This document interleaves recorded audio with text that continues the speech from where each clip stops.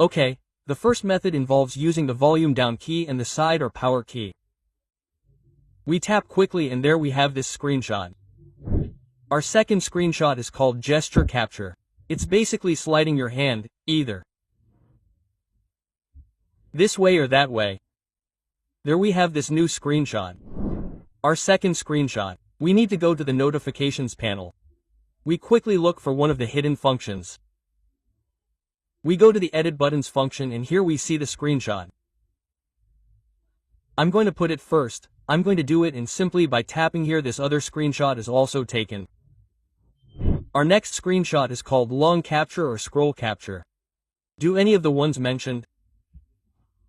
We tap on this icon and what we do is scroll down until we want to stop. We tap on the image and that's it. There we have it.